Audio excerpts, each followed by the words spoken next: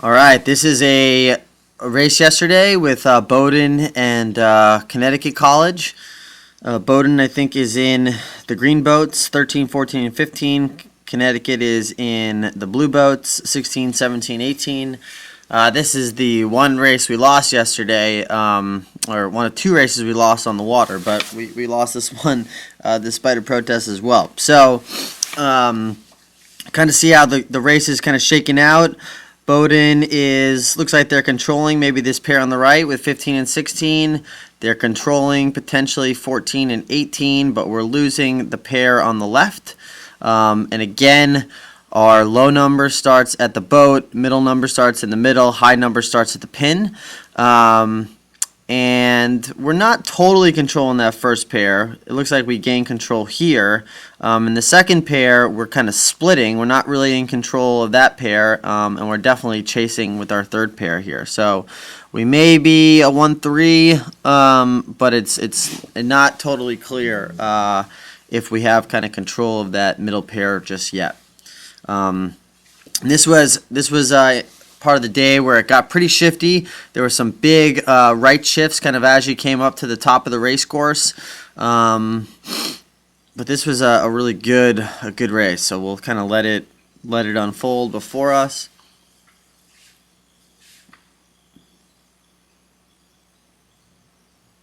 You could tell how our green boat in the middle, they kind of split with their pair, and that split allowed that pair to kind of get around us. So now we're clearly in a play 4 scenario. We're winning our most windward pair, but we're losing the other two.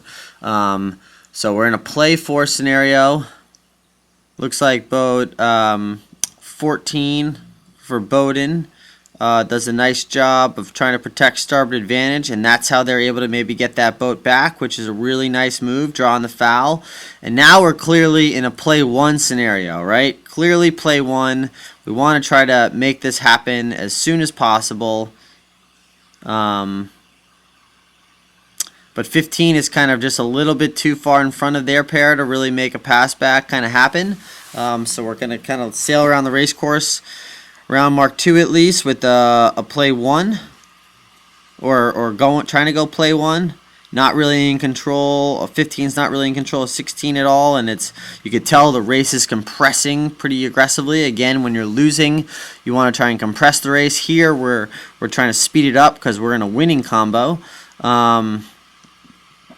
14 looks like they're playing back, and 13 might be playing forward. But again, it's all about that first place boat. If we can kind of control that one pair, we can be in the game here, On the run, we talked a lot about yesterday about trying to maintain control of the inside, and here at 16 is definitely got some control of the inside. We're vulnerable here because the blue team has control of the inside, and they have a boat to the outside as well. Some really tough camera work here, but it's not totally sure what the play is here, and I think that's one of the things that we were talking a lot about yesterday. Is it's way better to commit to one play than to be wishy-washy between the two. So if we feel like we should be play 2, let's commit to going play 2. If we feel like we should be play 1 here, we should commit to it. But we kind of get stuck in a little bit of a wishy-washy scenario here, and it looks like maybe we're closer to a play 2 here on the run. A lot of speed on the downwind is critical. We start to work to the inside here with boat 13 and boat 15. Work into the inside, which is a good move. And there, I think it would have been better if 15 kind of just maintained on port to maintain starboard advantage coming down, but we'll let it shake out. 13 should match that boat that's going to the inside.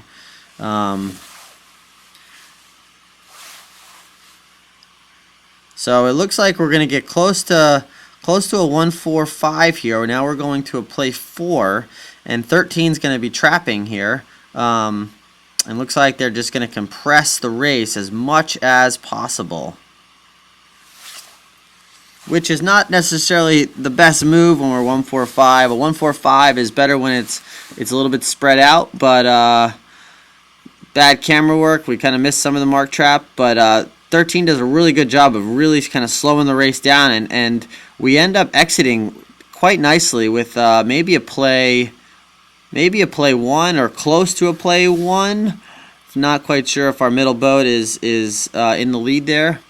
And here we just see like where the one, if you just get a little bit too far out in front, it's really easy to it's hard to kind of help your teammate, but they do a nice job of coming back and kind of locking into that other blue boat. So again, we're back to a play 4, which is a 1-4-5 or 1-4-6, and boat 14 is going to have to do some work on boat 16 to make this happen, make this pass back kind of happen. And this is one of those things we struggled with a little bit in this play 4 scenario. 14 is doing a nice job of kind of slowing down 16. We'll kind of see how this really shakes out.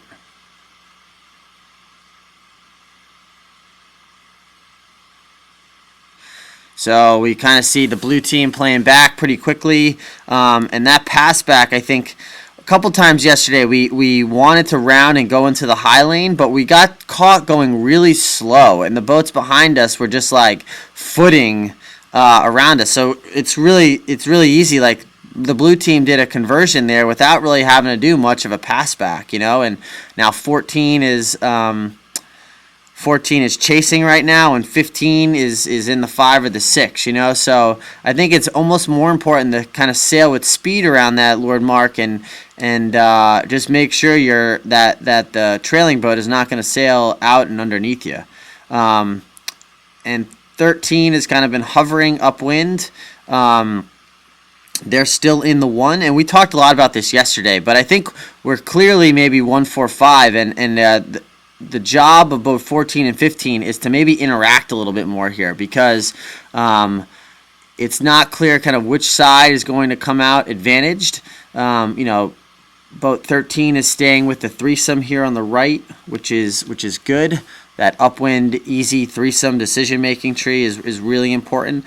But we don't seem like our 2 back boats are not kind of working together to maybe make a pass here, and 14 is doing a decent job of trying to force some sort of action here on the right, but we kind of never get a piece of one of the other boats, and now we've given up the 1. We're kind of getting 13's kind of getting into desperation mode, maybe trying to draw a foul here. But then 13 kind of gets sailed around, and I think we ended up losing that race 1-2-3. But it kind of all unfolded back at Mark 4.